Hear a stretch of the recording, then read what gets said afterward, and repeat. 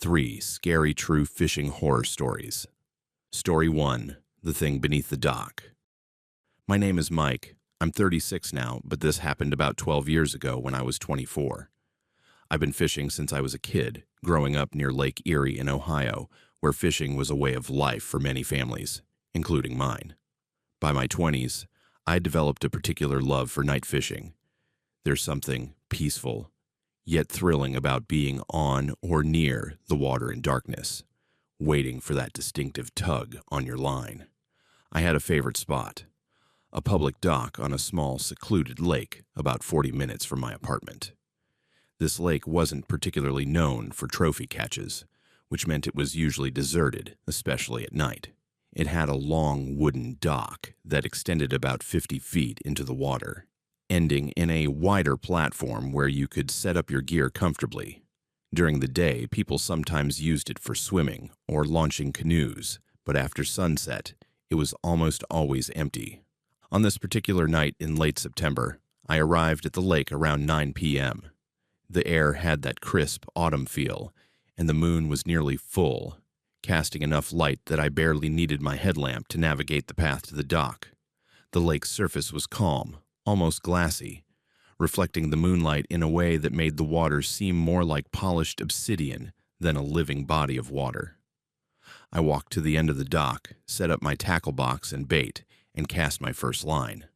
For about an hour, I fished in peaceful solitude, catching a couple of decent-sized bass that I released back into the water. The only sounds were the gentle lapping of water against the dock posts, the occasional splash of a jumping fish, and the distant hooting of an owl in the surrounding forest. Around 10:30 p.m., I noticed something odd. The rhythmic sound of water against the dock had changed. Instead of the gentle, regular pattern I was accustomed to, there was now an irregular slapping sound, as if something was moving in the water directly beneath me. My first thought was that it might be a beaver or muskrat swimming around the dock posts, so I leaned over to shine my flashlight into the water.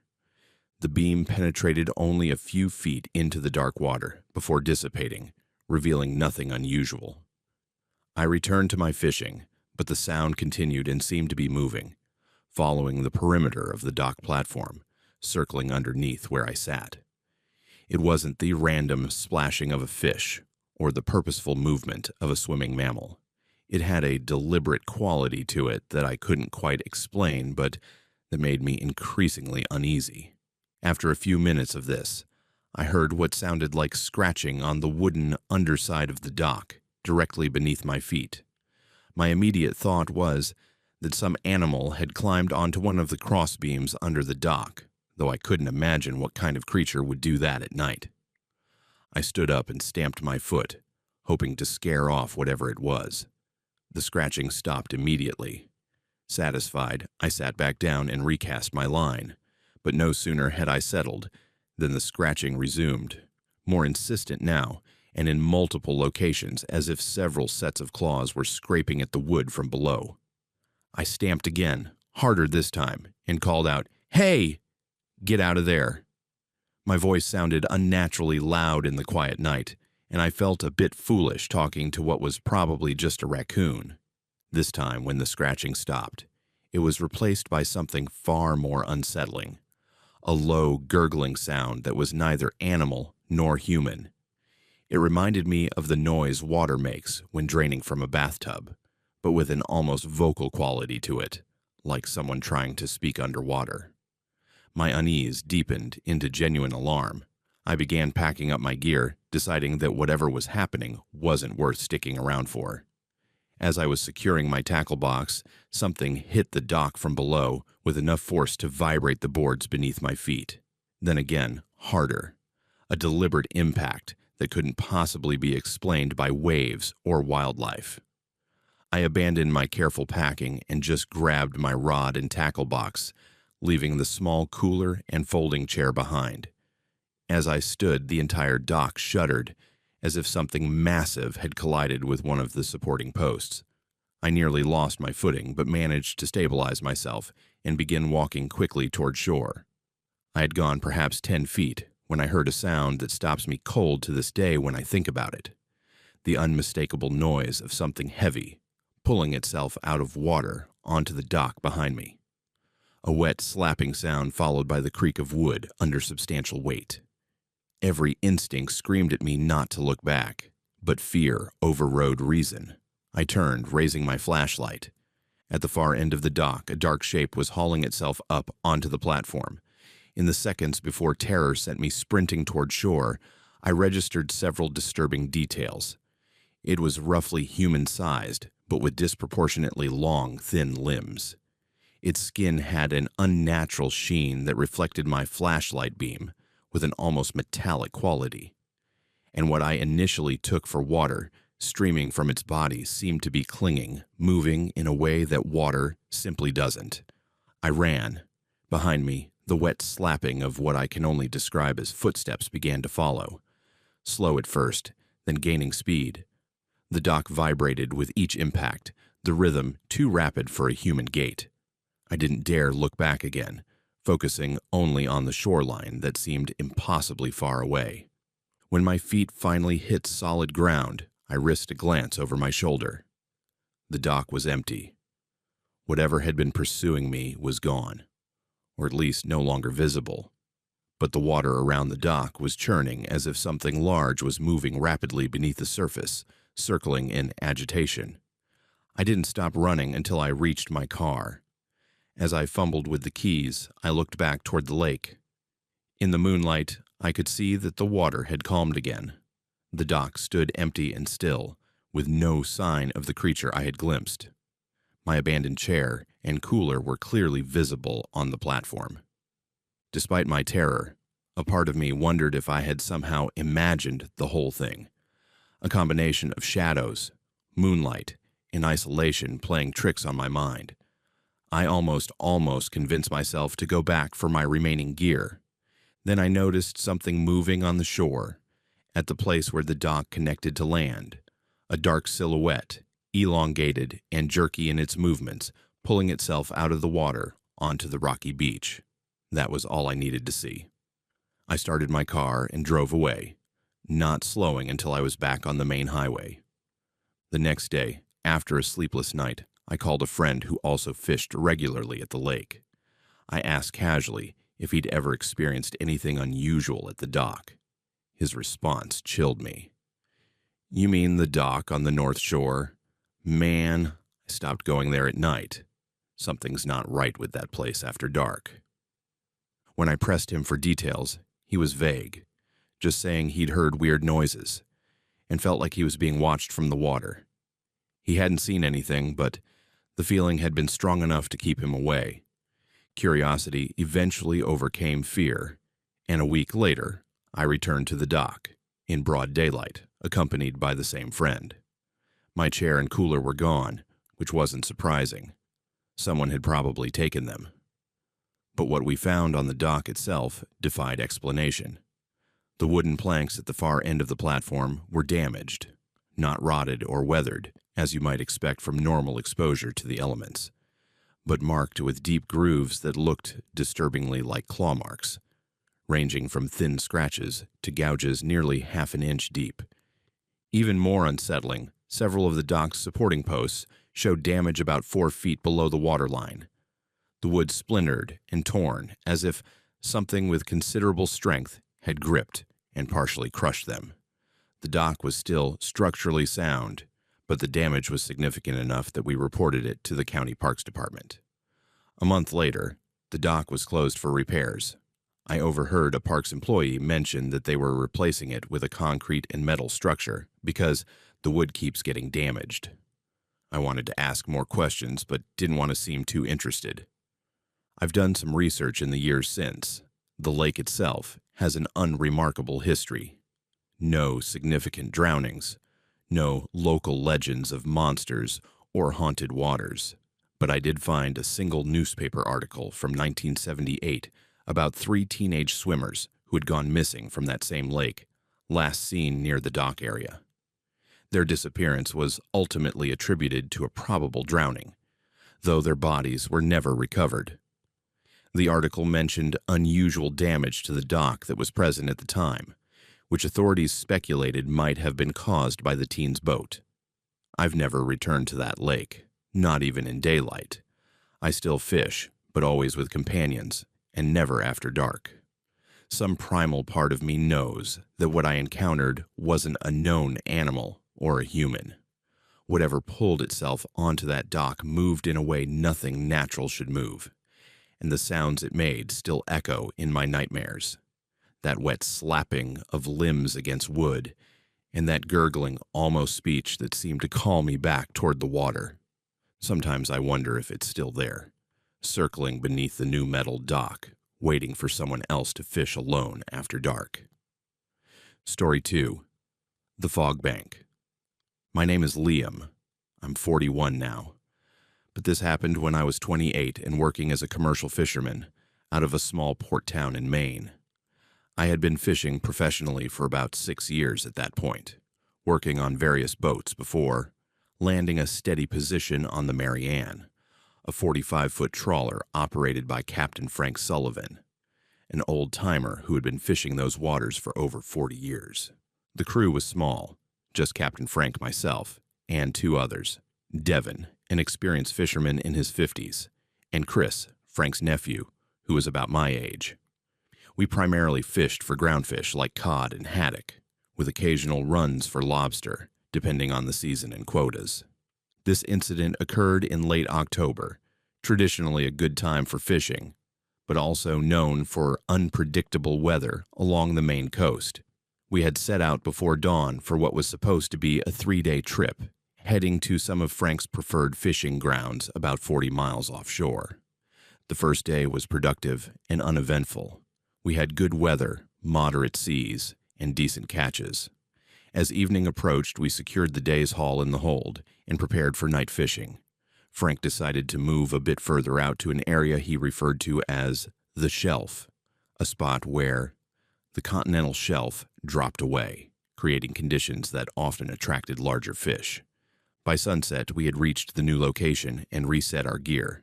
That's when we noticed the fog bank on the horizon.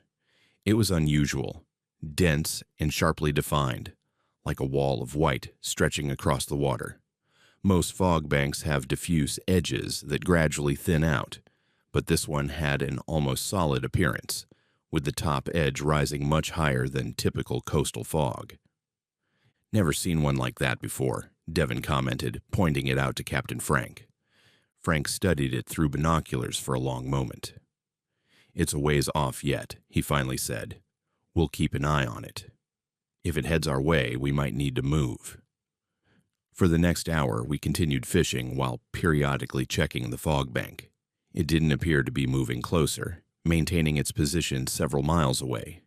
As darkness fell, we could still make out its presence, a deeper blackness against the night sky, obscuring the stars along the horizon. Around midnight, I was on watch while the others caught some sleep between shifts. The night was clear directly above us, with a 3/4 moon providing decent visibility on the water immediately surrounding the boat. But the fog bank remained, and I noticed something odd. There seemed to be lights within it, faint glimmers that would appear and disappear at irregular intervals. My first thought was that other fishing vessels might be operating in the fog, their running lights visible through the mist. But the lights didn't move as you would expect from a boat. They would blink on briefly, then vanish, only to reappear in a different location. And they had an unusual color, not the white, red, or green of navigation lights, but a pale blue-green that reminded me of bioluminescent algae. When Devin came up to relieve me, I pointed out the strange lights. He watched for several minutes, his expression growing increasingly concerned. "You should wake the captain," he finally said. "This isn't right." Captain Frank appeared on deck moments later, still pulling on his jacket. He observed the lights without comment for what seemed like an eternity, then checked our position on the GPS and radar. "There shouldn't be anyone out there," he muttered. "That's open water for 50 miles, and the depth drops to over 1,000 feet. No one fishes that deep, not around here." The radar showed nothing solid in the direction of the fog bank, which was strange in itself. A fog that dense should have registered as a weather system. But the screen showed clear conditions in all directions. As we watched, the fog bank began to move, not toward us as we had feared, but parallel to our position, sliding across the horizon like a theater curtain. And as it moved, we realized it wasn't as far away as we had initially thought. The fog appeared to be swallowing the stars just a couple of miles from our position. Captain Frank made a decision. "We're pulling up gear and moving. I don't like the look of this." We began retrieving our nets, working quickly in the moonlight. I was operating the winch when Chris called out from the stern, "It's changing direction." I looked up to see the fog bank had indeed altered its course. It was now moving directly toward us, and with surprising speed. The wall of white was clearly visible in the moonlight, advancing across the water like a living thing.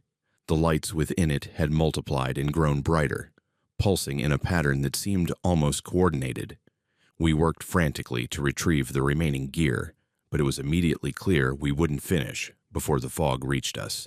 Captain Frank started the engines and began maneuvering the boat, preparing to leave even with some nets still deployed.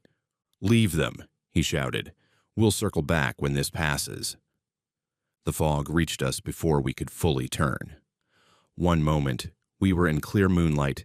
The next, we were enveloped in a mist so thick I could barely see from one end of the boat to the other. The temperature dropped noticeably, and the air took on a strange quality, heavy and damp, with an unusual scent that was neither the normal smell of sea fog nor anything else I could identify. It was vaguely metallic, with an underlying sweetness that was somehow nauseating. The engine sputtered momentarily before resuming, and the boat's electronics flickered. The radar screen filled with static, then went completely dark. The GPS followed, shutting down despite being connected to a separate power system. Even the battery-operated emergency lights dimmed, as if something in the fog was draining their energy. "Everyone stay together," Frank ordered, his voice sounding oddly muffled in the thick air. "Devin, get the compass." Devin returned moments later, his expression grim. "It's spinning," he reported. "Needle won't settle." We were effectively blind. No electronics, no reliable compass, visibility reduced to just a few feet in any direction. Captain Frank reduced speed to a crawl, concerned about potential collisions, even though we were miles from any shipping lanes. That's when we noticed the lights again. In the fog, they were much brighter and clearer, globes of blue-green illumination that drifted around the boat like curious fireflies. They ranged in size from a golf ball to a beach ball, and they moved with deliberate purpose, as if examining us. "What the hell are those?" Chris whispered, reaching out toward one that hovered near the gunwale. "Don't touch it," Frank barked, but the warning came too late. Chris's fingers passed through the light, which immediately brightened and expanded. He jerked his hand back with a cry of pain. In the glow of the strange light, I could see his fingers had turned white with frost, as if he had plunged them into liquid nitrogen. "It burned me," he gasped, cradling his injured hand. The skin was already blistering with what looked like severe frostbite. The light that had burned Chris pulsed brightly, and all the others around the boat responded, their glow intensifying in sequence like a wave passing through them. Then they began to converge on the boat from all directions. "Get below," Frank shouted, pushing us toward the cabin door. "Now." We scrambled below deck, Frank following last after lashing the wheel to maintain our slow forward progress. In the confined space of the cabin, the temperature felt even colder, our breath forming thick clouds in the air. Through the windows, we could see the lights gathering around the boat, clustering thickly at the windows and any other openings. They seemed to be seeking entry, pressing against the glass which frosted over wherever they touched. The hull of the boat creaked ominously as if under pressure, and frost began forming on the interior surfaces of the cabin. "What are they?" Devin asked, his voice shaking either from fear or cold. Frank shook his head. "I've heard stories," he said slowly. "Old fishermen's tales about the ghost lights. Never believed them myself." "What stories?" I asked, desperate for any information that might help us understand what was happening. "They say there's places in the deep Atlantic where the boundary between worlds gets thin. Places where things can come across that don't belong here. The old-timers called it the ghost fog. Said it contains lights that lure you in, like sirens calling sailors onto rocks." Under different circumstances, I might have dismissed such talk as superstition. But with otherworldly lights pressing against our windows and the impossible cold seeping into the cabin, Frank's words carried a terrifying plausibility. "How do we get away from it?" Chris asked, still nursing his injured hand, which had begun to turn an alarming shade of black at the fingertips. "We wait," Frank said grimly, "and we pray it passes before we freeze to death." The temperature continued to drop. Ice formed on the walls and ceiling of the cabin.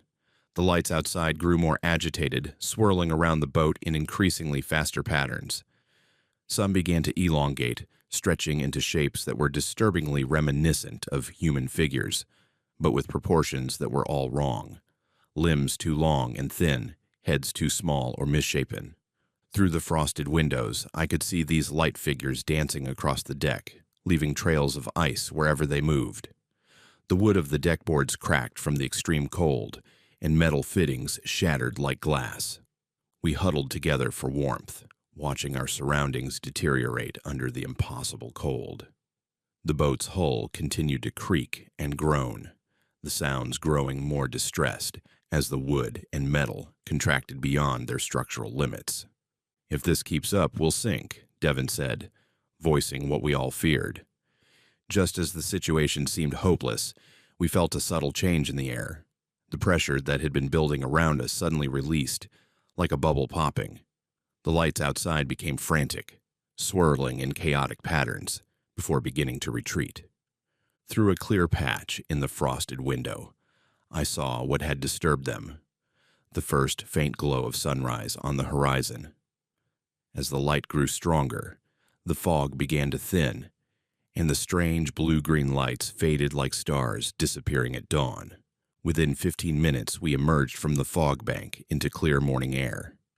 The sun was just breaking over the horizon, turning the ocean to gold. Behind us, the fog was dissipating rapidly, burning off in the growing light until no trace remained. The damage to the Mary Ann was extensive. The deck was cracked and warped from the extreme cold. Most of our electronic equipment was fried. Anything made of glass, gauges, lights, even bottles, had shattered. And worst of all was Chris's hand. Despite immediate first aid and an emergency Coast Guard evacuation, once we re-established radio contact, he lost 2 fingers to the severe frostbite.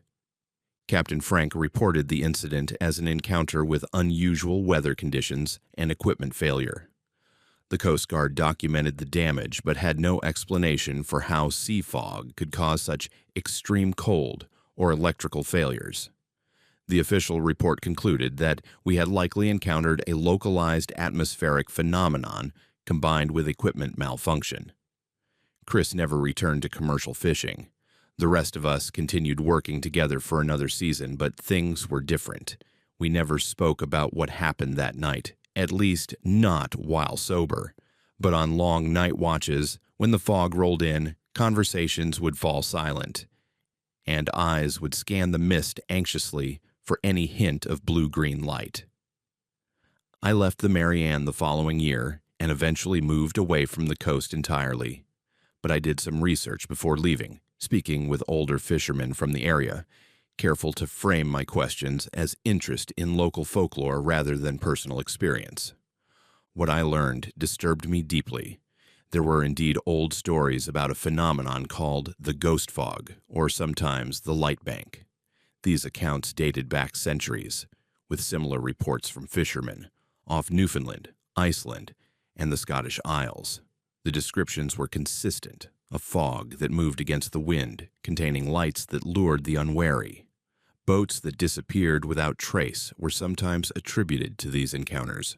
Most disturbing of all was what one ancient fisherman told me, his voice dropping to a whisper, though we were alone. "Those ain't lights, boy," he said. "Those are eyes.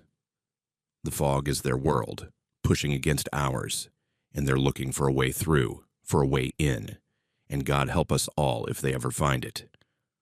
I don't know if what we encountered was a natural phenomenon with a scientific explanation waiting to be discovered, or something beyond our current understanding, but I know what I saw, what I felt, and I know that somewhere out on the Atlantic, a bank of fog still appears on clear nights, filled with lights that are hungry for warmth and life and very, very patient.